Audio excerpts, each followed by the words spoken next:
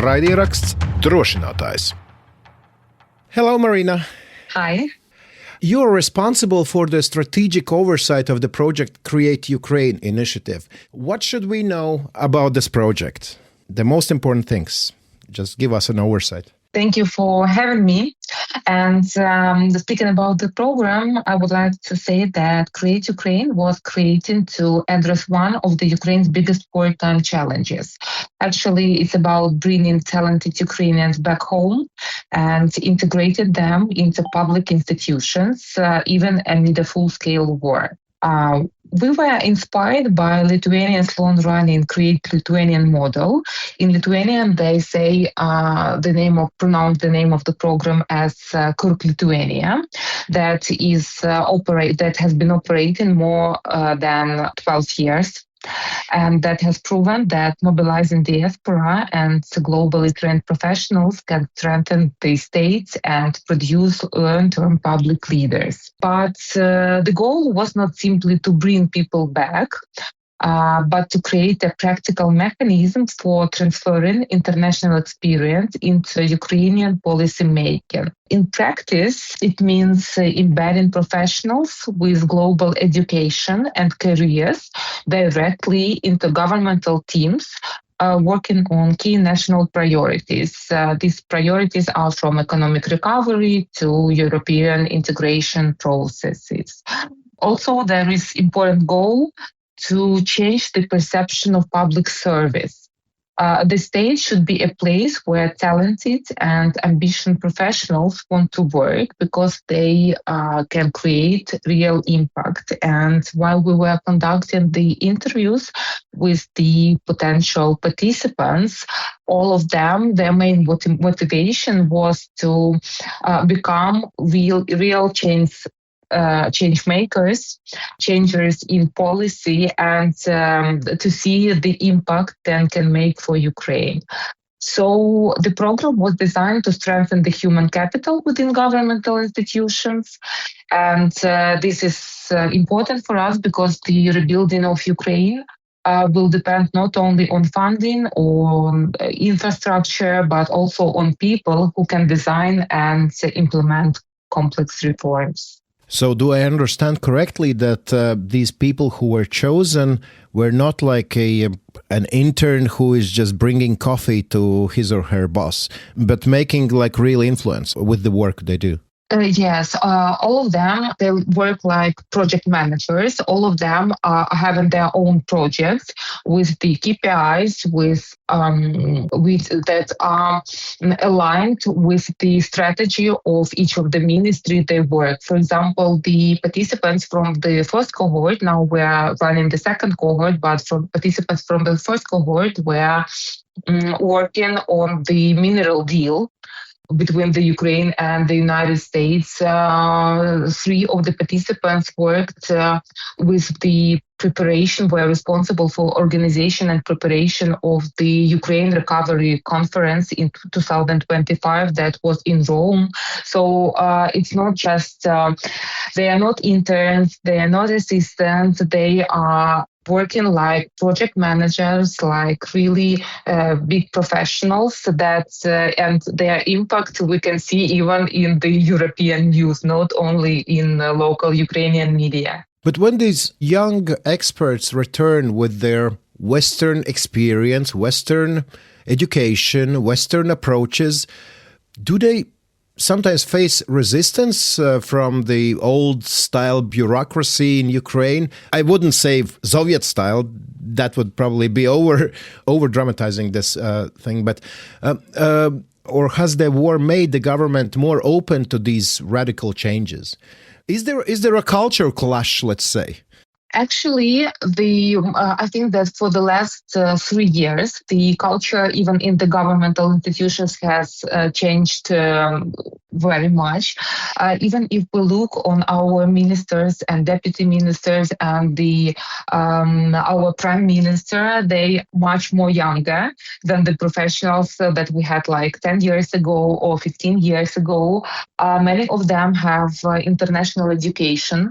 Many of them use project-oriented and approaches in their management, and they delegate when they look, started working on the principle when they see the professionals then can easily delegate to them. So this not like red culture. Its culture maybe now looks more like in business books management. Of course, these young professionals bring their experience, because many of them worked also in the European businesses, and they bring their experience from the business environment and integrate it also to the governmental institutions. Of course, it's governmental institutions, some bureaucracy should be, but to be honest, for the last 3 or 4 years, we have less of that, because we have to move fast, we have to be more agile and adaptive to all the challenges we have. We in Latvia have gotten used to news about Ukrainians leaving Ukraine. There are more than 30,000 Ukrainians living in Latvia, for example, right now. But this is a totally different story. Ukrainians, well-educated Ukrainians with their Western experiences going back to Ukraine.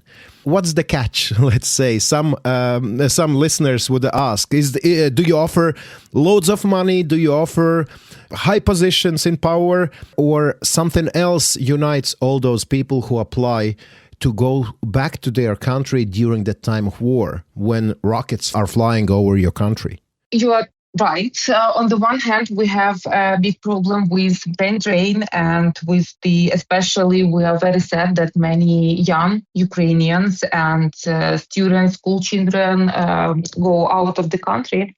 But at the same time, the citizens of Ukraine and actually Ukrainians were also mobilized,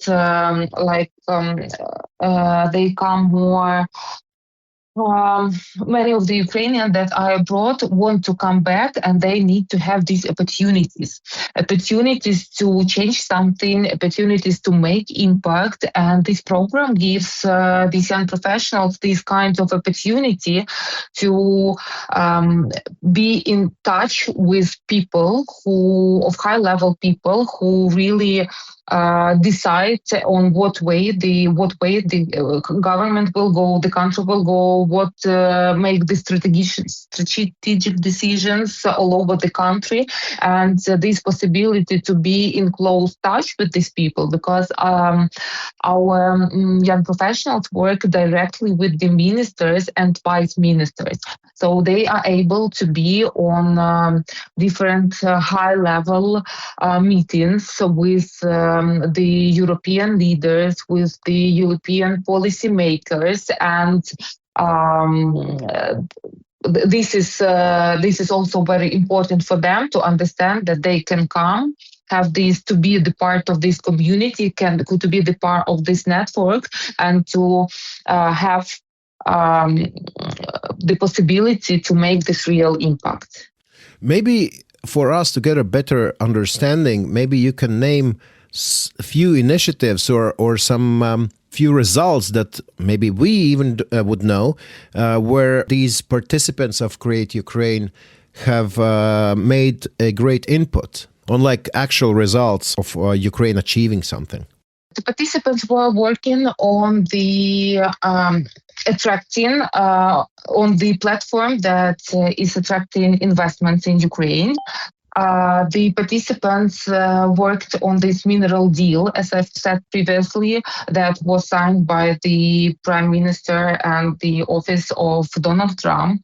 The previous cohort and also the participants of this cohort, they will work on the Ukraine Recovery Conference this year. It will be held in Poland. Also, they work on the matching Ukrainian law system with the Ukrainian reforms with the European system for us to become as quick as possible, to prepare from the legislative part as quick as possible to become the part of the European family. Okay. Create Ukraine, the first cohort has finished and now it has scaled up to 25 professionals working across 9 different government offices. What did the pilot phase prove that the government decided with confidence to expand this program so quickly? We were, after the end of the program, we have the feedback of the supervisors. And we have an inquiry for them for the new people, whether the program will be extended, or what can the government do to help us to expand the program. And for us was a sign when the when the vice ministers from the other ministry contacted us and asked about the expansion of the program and being the parts of the program. Because our participants working in the Ministry of Economy, the first cohort was there, they intersected with the other ministries through their day-to-day work, and other ministries were very pleased with the level of their professionalism and wanted to engage them to work on their project. So this, for us, it was the main sign, one of the main signs, and also the feedback, of course, from the participants, because they admit that this year, because the program it's like 12 months, they said that this year was really hard for them because of the rhythm and the tempo of how everything is going quickly and changing quickly, and of lots of work and tests. But they say that the results they have, that the network they expanded, that the impact they made, that they grew like professionals, like maybe in business sphere, they could grow like for 5 years. They managed to grow here through this 1 year. Because all the challenges they had, they grew through these challenges and are happy to have that path. Quite impressive. 80% of participants in the Lithuanian version of the program stay in the country. After the first year living under air raids and blackouts, how many of your first Ukrainian cohort have actually chosen to stay? 9 of 10, and one girl went to work for the international institution, but she has a contract for 1 year, and she's going to come back to Ukraine and stay and work for the country. They were really inspired during this 1 year experience, and they were those who saw these opportunities. And it depends actually on the personality of each participant. When they want to see that opportunities, they see them, they catch them, and they make this impact. Right. Well, later on, I will talk to one of the people who have been one of the first to go through this Create Ukraine program, Yulia Pashka. And I just want you to just say some few things about Yulia before we talk to her. What should we know about her? And how has she proven herself in the program? Yulia is a great professional. She is very calm. She's very strict. She is, but at the same time, she's very wise girl. Strong and wise. Right. Okay. Thank you so much for giving us an overview of the Create Ukraine program. And let's talk to Yulia, who will tell her story, how she sees this program through her own eyes and her own experience. Thank you, Marina. Yeah, thank you so much, and thank you for your attention for Ukraine. Thank you. Raidieraksts Drošinātājs. Hello, Yulia. Hi. Why did you return to Ukraine during the time of war when so many of your compatriots have left your country? Well, good question. I think I decided to return. My decision to return was dictated by the fact that I never wanted to leave in the first place. So when the full-scale invasion erupted in February 2022, I was in Vilnius for my Erasmus Plus exchange, and it was one of the last days of my staying there. So I was with my suitcase prepared and packed for the travel back home. Well, unfortunately, the flight was cancelled, and it took me 3 days to get to my home in Ukraine through Poland and then customs, of course.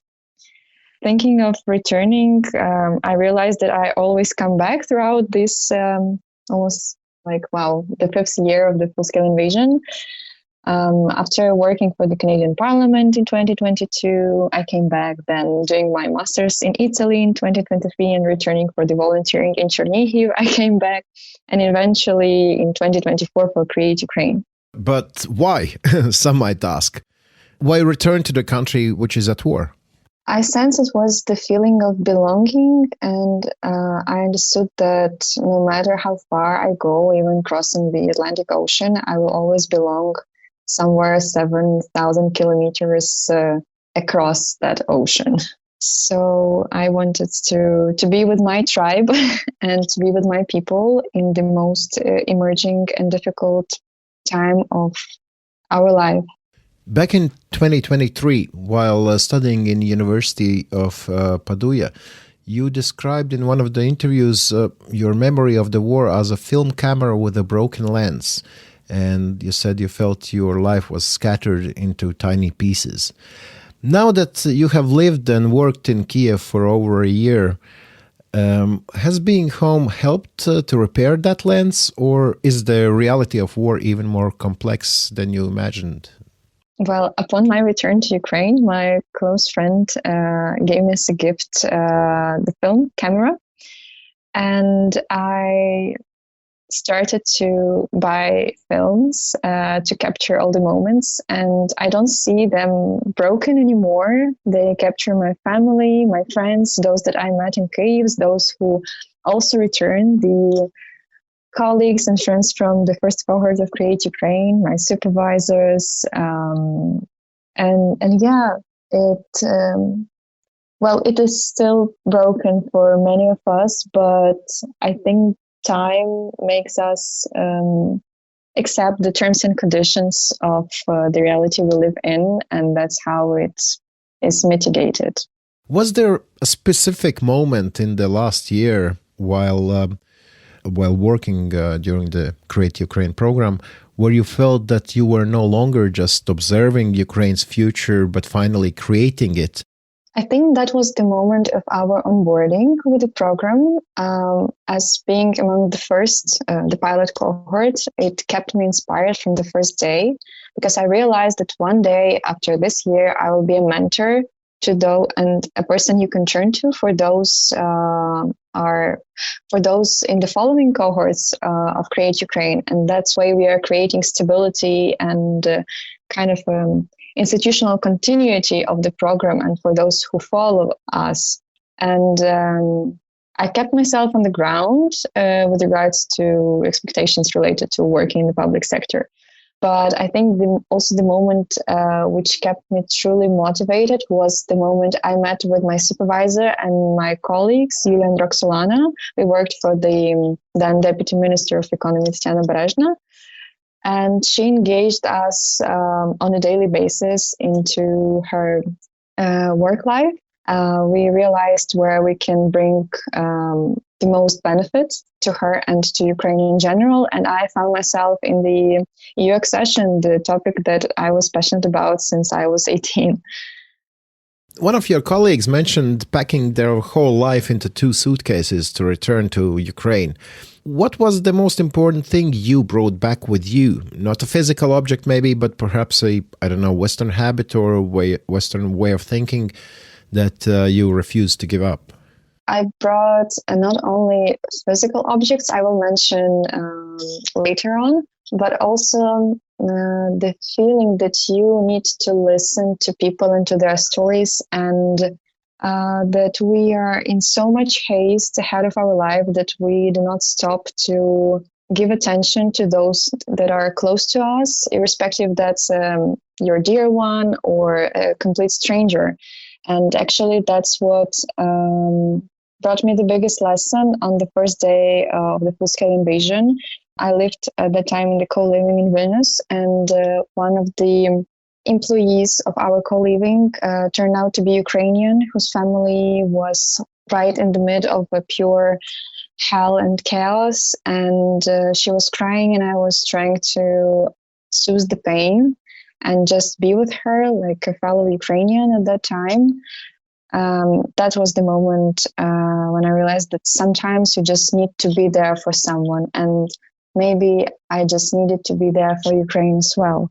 And as for the physical objects, I try to never leave photographs, because when I listened to the interviews of those people who were unfortunately internally displaced, or those who were forced to flee abroad and seek secure life, the most important things for them are not like money or some toys, physical objects in general that you can turn to when you are a mature adult, but the photographs, your childhood photographs, something that makes you keep remembering the childhood in general, the school that you attended, and that may not be longer on the surface of your native city because it was bombed and destroyed to the ground, or your friends of childhood that are now scattered all around the world, and you may no longer see them just by going out in the street and knocking on the door of their house and asking if they come out today or not to play with you. So photographs were the most important thing. And actually, when I traveled through Poland, I stayed for one day at my relative's place, and I showed a photograph of my deceased grandfather to his cousin, and she didn't see him for like 20 years, and that photograph made her really happy. There's one interesting thing you mentioned about being there for other Ukrainians. And from my experience, I know that one of the great things of leaving your country and then coming back after a while is that you see the changes, physical and different, and otherwise see the changes more clearly than if you are staying all the time at the same place, right? That's like with your children. They grow up. Usually parents say, "Oh, where did the time went? When your friends or relatives who don't see the child so often say, "Oh, he's or she has grown up so quickly." But my question was, do you see a fundamental change in Ukrainian society when you say about being there for other Ukrainians? Or is it just my optimistic hope that there is something good that comes out of this struggle for survival? Well, of course, we struggle, we suffer, we go through our ups and downs. But in the end, I saw so much love over the past 2 years that I'm in Ukraine now, that it makes me thinking that I will never leave this place. And also, that's the thing that drives you in the morning after the heavy missile attack, when you get to the governmental quarter and you see people working as if nothing had happened during the night. They are mowing the lawn, they are painting the roads or making all the signs look better. Then they are clearing your path on the way to the cabinet of ministers. So they are continuing to do their jobs. And that's the biggest symbol of resistance, of life prevailing over the death that you can see anywhere. And since I'm a bit of a romantic person myself, that helped me to go through lots of things alongside my friends and family being with me at the same time. I saw how Ukrainian society transformed into, this logo, leaving no one behind. In Ukraine, it means always helping a stranger, even a stranger in need, especially now seeing so many news on the European level and global level when like Ukrainian veteran travels to Italy, then there's a person involved in a fight and he immediately stops the bleeding of that person, helps them to keep their lives together. So I think there's something that each and every of us can offer to the world right now. And that can now be seen everywhere, in every field, I would say.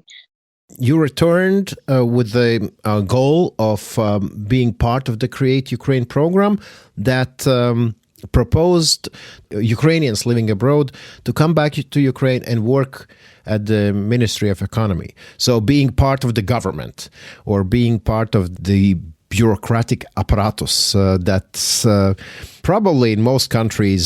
The regular people are just, when they hear about bureaucrats, they think, oh, they're just spending money and what do they do and stuff like that. So there are not great connotations always, right?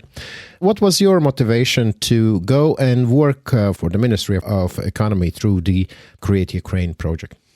Throughout the past 4.5 years, I tried myself in different environments and in different settings. I did project management with a focus on Ukraine and cultural sector in Italy. I did my internship at the Canadian Parliament. Was trying to provide weapons to Ukraine at the time in 2022. I volunteered basically rebuilding Ukrainian houses in Chernihiv region. And then I realized that I need to do more, that it's not enough. And maybe the right decision is to be in the center of the decision-making process. And that was the right choice, actually, for me. Why? Because straight from the beginning, since the inception of the Create Ukraine, when I joined the team of Tatiana Berezhna, I felt that I belong there and that I'm working actually in the vector that brings our country closer to security, both strategic, geopolitical security and national security as it is.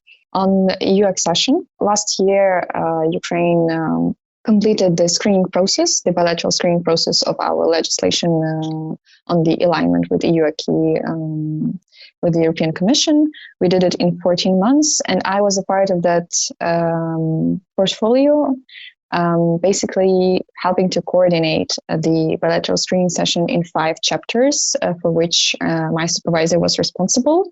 There was also another vector that I worked on. It was the update of the labor code of Ukraine, since we suffer still from the outdated provisions of the Soviet era labor code of 1972. And it was a big pleasure to abolish the discrimination provisions related to women, to youth, to the elderly on the labor market. So I know that this code is right now under the review of Verkhovna Rada. So I'm really looking forward that they will slightly improve it if there is a way to improve it and adopt it in the due time. What was the most Soviet part of that 50-year-old law? Something that struck me was that women were not allowed to work during the night, to do the night shifts, and also they were not allowed to travel upon their pregnancy. Like to travel for working reasons, to be posted somewhere, to go to the work trips. So that was something that I didn't expect. And yeah, I felt happy while seeing that provisions changed. Marina Borisenko said to me that the government culture in Ukraine is shifting to a more like a business-style government. If I ask you, who has done the job for 1 year, did you ever face a moment where, I don't know, an old school official told you that your Western ideas wouldn't work in Ukraine or in a country at war? How was your experience if we talk about some stereotypes of Ukraine and actually being at the center of decision-making, as you said? I can relate to Marina's words about shift to the business model of the governmental relations. I think it's probably dictated by the conditions we are in, that we need to change something quickly or to come up with the idea quickly and implement it. And the business style is, I would say, famous for it. So it's not that lengthy bureaucratic machinery that takes forever to adopt a decision. It's working on a daily, on a minute basis, I would even say. What is still there as kind of a debris of the past and the remnants of the past is maybe the political culture. We're still in the position where we didn't overcome the political culture that basically is based on, if I don't do that, then maybe another person will do that, or that question does not relate to me, please ask that person. So I wouldn't say that it's about subsidiarity principle. I would say it's about not only about delegation of responsibility or the subsidiarity, but trying to get detached from some of the issues that people go to you to ask for resolution. And maybe that will change in the following years. With my experience in the government, I never encountered the problem of getting my ideas to the right person or to the right place and having them implemented. Maybe that's also thanks to the supervisor I had, as she created this really enabling environment in her team while working with different departments, directors of the departments, etc., with the reform support team of Ministry of Economy in general. And that was actually really highlighted during the Ukraine Recovery Conference in Rome last year, because all of us worked as a single body, as a single organism that did amazing stuff, I would say, because 15 billion euros for different projects, investments, human capital, EU accession, etc., local dimension, business dimension, is something that all of us tried to accomplish throughout the past year. I just thought that maybe this is a good opportunity for me to ask you about different stereotypes of Ukrainian government and how Ukraine works at the moment. You probably have heard, while traveling abroad, some stereotypes about Ukraine, but now when you have had this experience working for the government and now you're a free bird, you're not tied to the government anymore, so you can speak freely, what would be your testament, let's say, about what people think abroad about Ukraine and what's actually happening there? Maybe you can dissolve some stereotypes.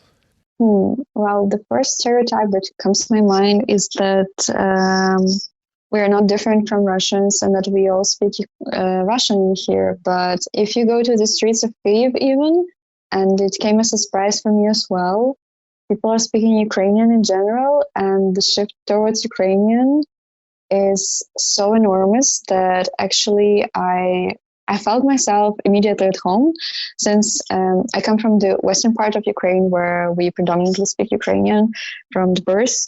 I was slightly under the stereotype, influenced by it, when I was on my road to Kyiv. But then I came here and realized that stereotypes are nothing but a foundation for basically breaking them.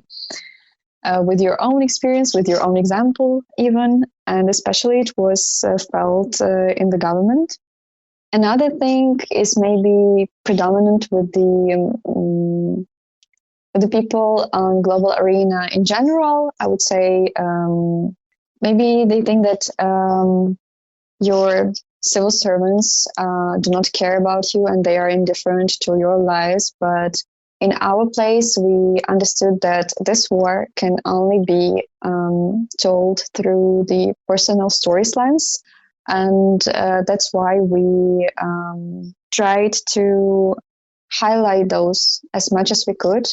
also the stories of success of how people won the grants that the Ministry of Economy provided and changed their lives to the fullest. The former war veterans, the persons with disabilities, women with women grants, etc. And when you see your people succeeding through the projects that you are working on, then it's maybe the biggest accomplishment you can see, because you see the added value to what you're doing. I understand that you were part of the many rounds of negotiations with the social partners of the government to align this code of the Ukrainian law with the EU laws. Mm-hmm. What can you say about the NGO sector at the moment in Ukraine? What are the vibes there from what you have seen?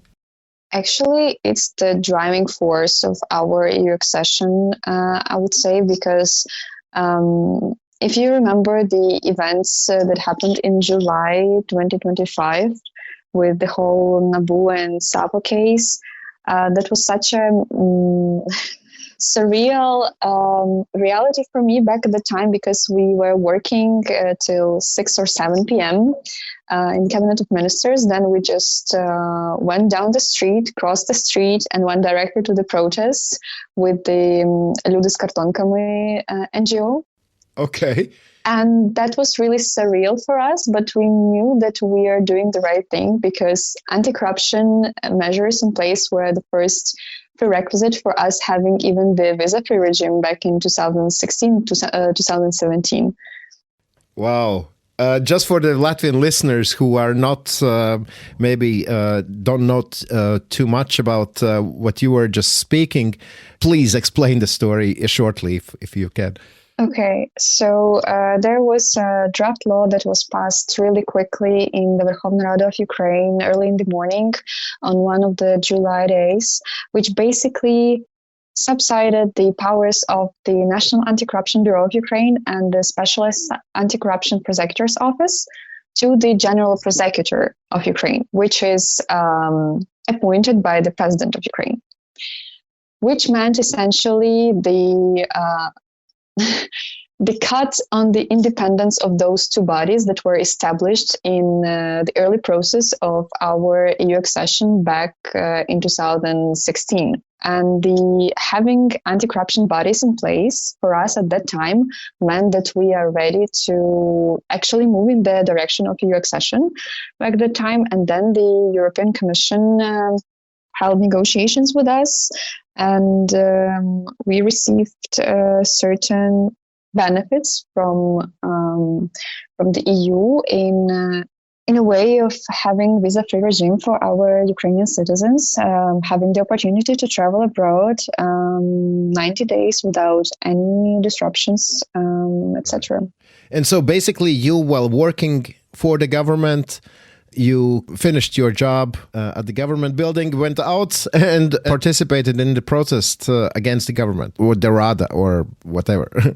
We would say that it was a protest not against the bodies themselves. We understand the democratic institutions and how they are working and how important they are, and how Russians will play with that piece of news when they receive it, that we are trying to overthrow the government. But no, it wasn't a movement against the government. It was a movement against the decision that disrupted the anti-corruption bodies in the first place. And the government, the Rada, heard us, because then the decision was reversed. And nobody threw you out of your position, right?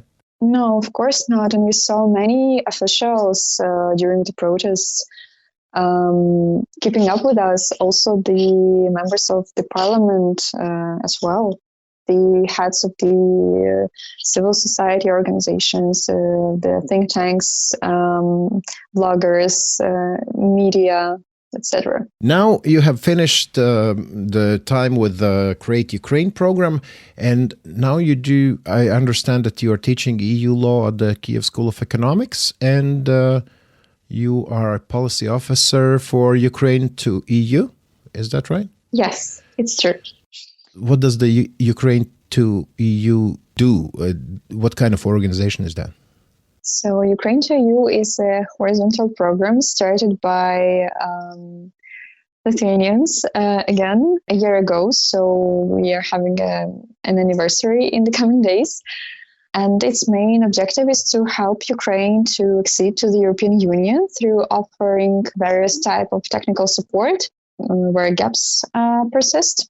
So we offer sectoral support, communications, the coordination and strategic planning of the negotiations process to the government. Our main beneficiaries basically are the Deputy Prime Minister Office for European and Euro-Atlantic integration, a governmental office for coordinating European and Euro-Atlantic integration, Verkhovna Rada, line committees, line ministries. Is it an independent body? We are a multi-donored platform supported by European Union, Lithuania, Denmark, Sweden, Poland, Ireland. What is the last hurdle for Ukraine to join the EU, except some governments in EU capitals? If we talk about Ukraine itself. Well, I would say that the biggest hurdle is not only about drafting and adopting laws, but also about doing the technical part of the job by implementing them. But I see that there is a political will to implement those.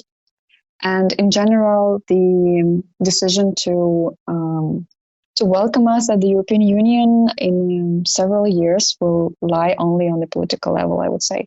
Now you're teaching EU law at the Kiev School of Economics as well. How do you teach the rule of law to students who are currently living through the ultimate lawlessness of a foreign invasion? It's always an issue of contrasts. So in contrast to the barbaric lawfulness of the aggressor that attacked Ukraine, we see the stable democratic institutions, the democracy in action, which works on the European Union side. We hold lots of discussions, even heated ones, on how regulated European Union is, how Ukraine needs to transform in order to join the EU, even mentally. And I see that there is a great force in the eyes of our youth and students. They are rather active, they are proactive, even they are setting up the NGOs, etc. And they even put the EU flags in the corner of their initiatives to affiliate themselves with belonging to the EU family in general, because they see Ukraine as part of the EU, European values, European culture, something that we belonged long before we started actually in the Revolution of Dignity. What should Latvians expect when Ukraine joins the EU? 2 words: a reliable partner. I know that we are a big country in terms of geography and also in terms of population, but the biggest crisis that might have occurred with the Ukrainians transferring largely to the West happened due to Russia's full-scale invasion. More than 5 million people left the country, and they are already in the European Union. They are working different jobs, they are taking their places, and they don't pose any danger apart from contributing to the economic benefits of the EU on the whole. At the same time, we know the struggle of the Baltic countries in the liberation from the Russian occupation, of the Soviet-era occupation, let's name it as it was, and then joining the EU in 2004. And we see them as an example of what we could have been if we chose that path back then. So I would say that you may see a reliable partner which ensures stability and security in the region and offers a great deal of benefits, also social and economic, to the Union on the whole, and making all of us a proficient player on the geopolitical arena when the fight between the US and China comes in the first place now. And lastly, from your experiences and from your perspective, why should Latvians living abroad think about maybe going home? What could that bring to their life?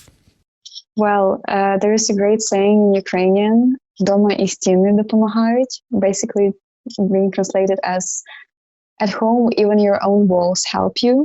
That's why you can rely on support upon coming back home, even larger than when you're somewhere abroad in a strange and unknown and maybe unsafe to you place. For me, it was the words of Simas Kudirka. I hope you know that person. He's Lithuanian. Unfortunately, he passed away 3 years ago, but he was a dissident and imprisoned in the Soviet Union, but then he fortunately escaped to the US. And then he came back home with the independence of Lithuania.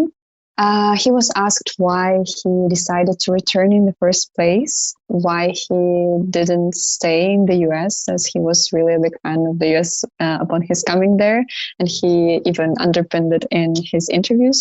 And he replied, well, it is beautiful there, but it's not for me. So maybe that can be a great motivation for the youth coming back to Latvia and to Ukraine in general.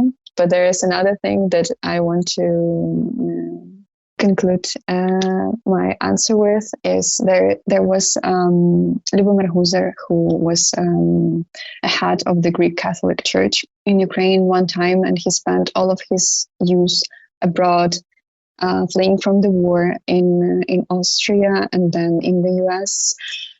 And he said that youth has to go abroad, to see it, to learn, to study, to live through several milestones, ups and downs. And then youth has to return back to implement and to pass on that experience to those who remained at home. Well, that's exactly what you have done, Julia. Yes. Any ideas what you're going to do in 10 years? There's quite a deal of dark humor here, but I hope that I'll be safe and sound with my friends and family, that Ukraine will be free in the European Union, of course, and I'll be a part of that. Thank you so much for speaking to us. Thank you for the invitation. Raidieraksts Drošinātājs.